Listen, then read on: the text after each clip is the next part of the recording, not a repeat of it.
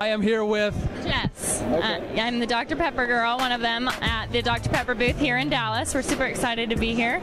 You have been a Dr. Pepper girl for how long now? I have. This is my 3rd season, so now we're finishing up this season and we'll see what's in store for next year. Okay. Dr. Pepper, when did they start looking for girl representation or talent?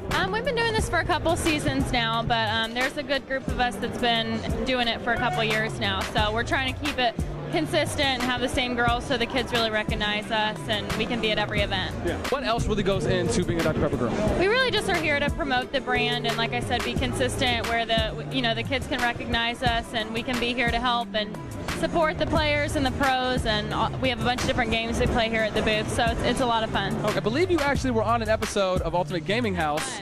And okay, how was that? Why don't you explain, how did you get into that and how was the experience for you? Actually, me and Natalie, one of the other Dr. Pepper girls, were just asked to do that, which was an honor to be able to go fly out and do that with Shibby and the guys. So that was definitely a fun experience. We got to actually kind of take over a frat house. It was a lot of fun. So I'm sure you've seen the episode. It was cool. Yeah. Do you do any gaming yourself? I sadly do not. My fingers aren't coordinated something. I try and it's just not for me. So I try to pretend like I am and try and coach the kids and give them some pointers, but my word really shouldn't be taken for any help.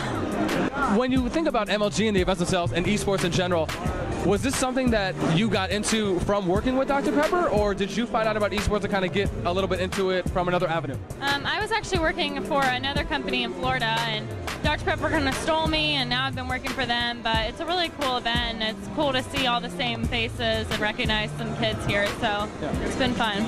Is there free time for you guys to kind of walk around and maybe do a little exploring? There is a little bit, but we're pretty stuck at the booth, but we get to have a lot of the pro players come by, and we sponsor a couple, so yeah, we've gotten to know some of them pretty well, and that's a lot of fun, and they make pretty good money for doing what they do.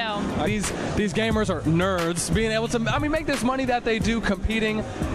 Was it something that when you first found out, what did you think about it? Yeah, it's surprising. Not everyone would assume that they make some of the money that they do, the pros, but sponsorships like Dr. Pepper, we're able to kind of provide some money and different sponsorship avenues for them, and that's really beneficial, I think, to them and us as a brand. You ever thought about competing yourself?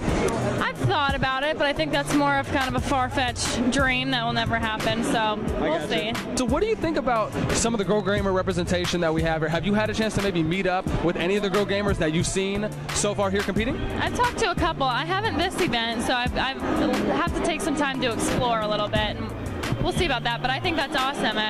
Really, kudos for them for being able to have the patience and time and deal with all the guys that are here for that.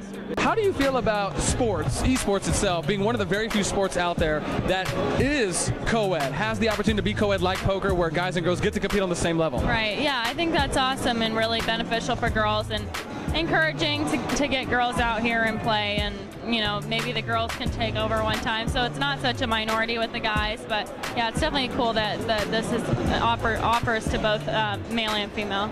So your parents pretty supportive of obviously you coming out to these MLG events, or even being in the gaming or doing the Dr. Pepper work that you do? Is there family support? Yeah, definitely, and my little brother loves the gaming industry and all this. He actually came out yesterday, so he loves me being able to kind of fill him in, bring him through the hook him up. Yeah, it's awesome. What else do you like to do in your spare time? I know that sure we come here, you have media groups, you have coverage groups that ask questions, kind of the more legit official ones, but we don't really know too much about the people kind of behind the scenes. What do they do, the people that work here or the gamers themselves? What are their hobbies? What do you like to do?